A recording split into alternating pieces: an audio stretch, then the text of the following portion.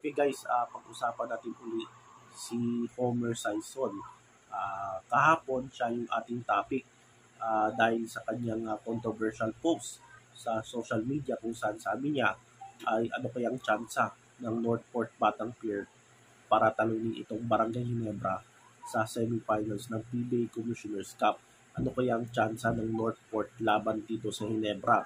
Ang sabi ni ang sabi niya ay depende sa utos ng taas. Sino kayang nasa taas?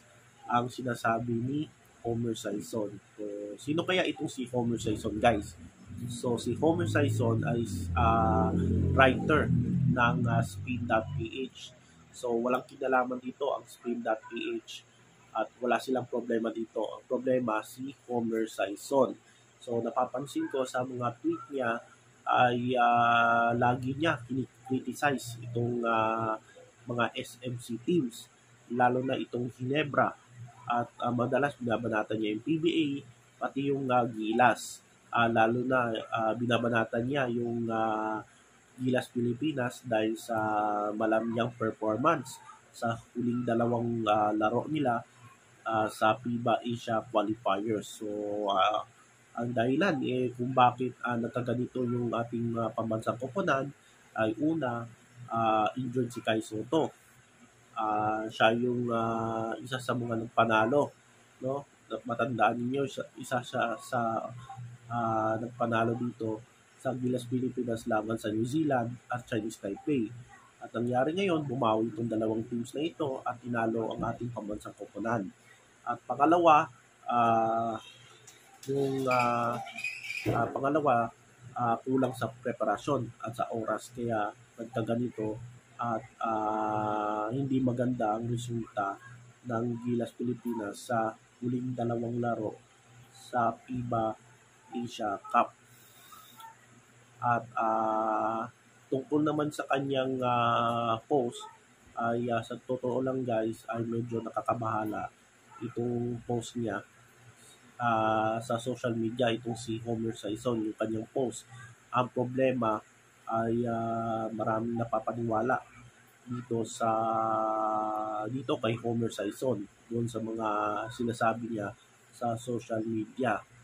Kaya dapat paimbestigahan ito, no, ng PBA.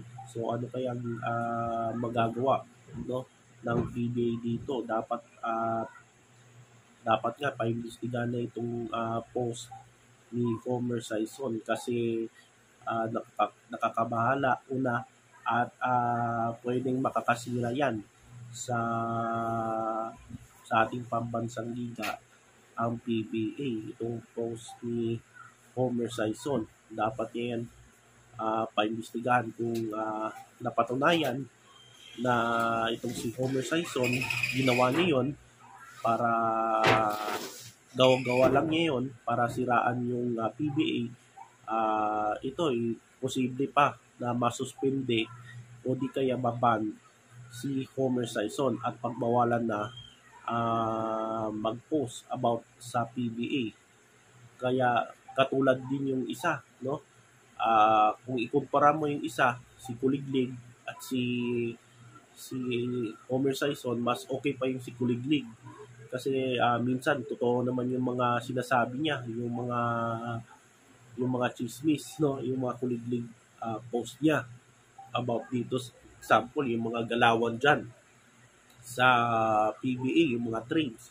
So minsan totoo yung mga lumalabas dito kay Kuliglig. Compare mo dito kay ano pangalan nito? Homer Sison.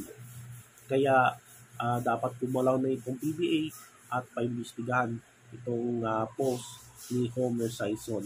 Pangalawa, kung totoo ba na scripted, yung sinasabi niya scripted na laro sa pagitan ng Ginebra at Northport, napapansin nyo na sa huling dalawang laro ay tinambakan itong Northport Batang Pier, no? Natambakan sila.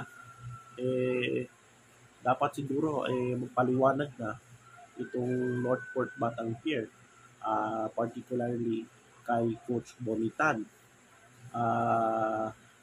Ah, dapat magpaliwanag sila kung ano ba yung nangyari at magpaliwanag din si Arvin Tolentino sa dalawang laro. Medyo struggle itong si Arvin. So, dapat siguro magpaliwanag dito, no?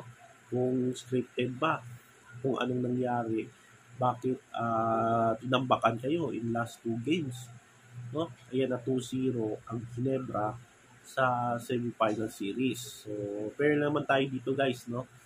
Ah, kung kung yung post ni Homer Sison ay sabihin niyang totoo to, dapat magpaliwanag itong Northport Batang Pier.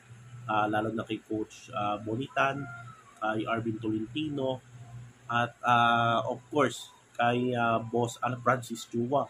Kasi siya yung sentro dito, mukhang sentro dito sa post ni Snow Badwa.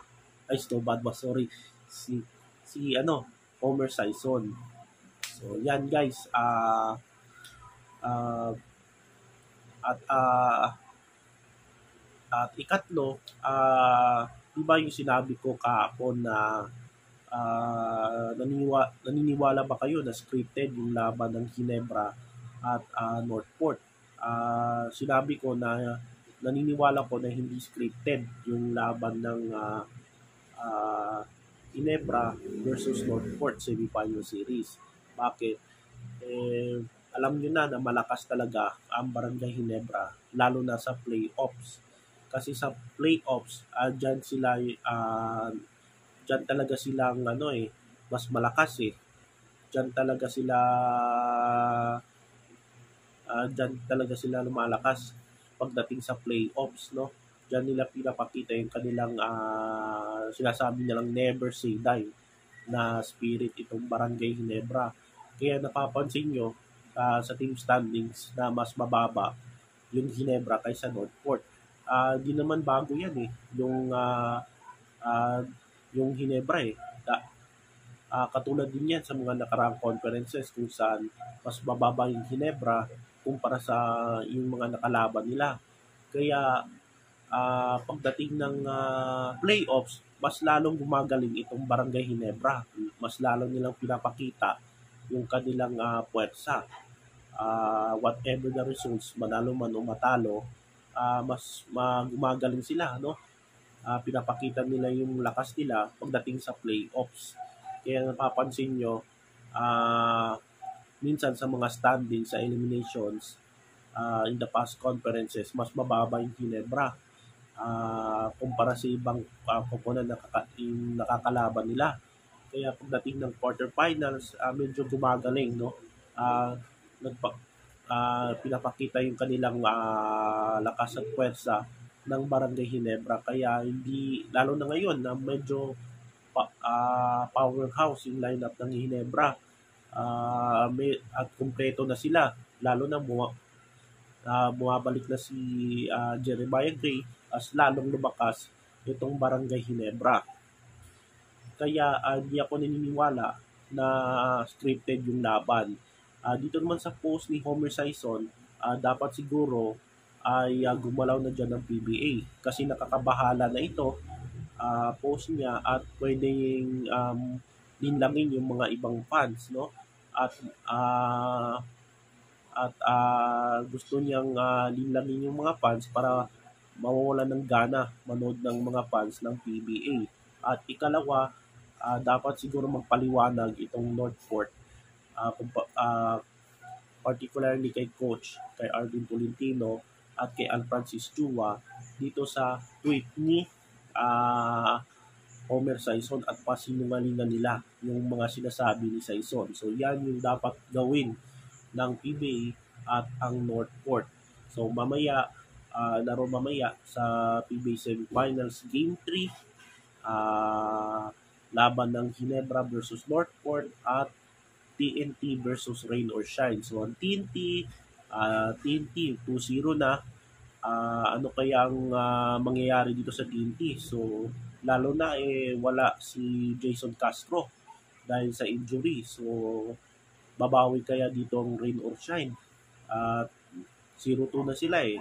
So, baka kuha kaya ng unang panalo itong Rain or Shine at gayon din itong Northport. At ipakita ng Northport na hindi totoo yung mga sinasabi ni Homer Sison. So, yan ang abangan natin mamayang gabi.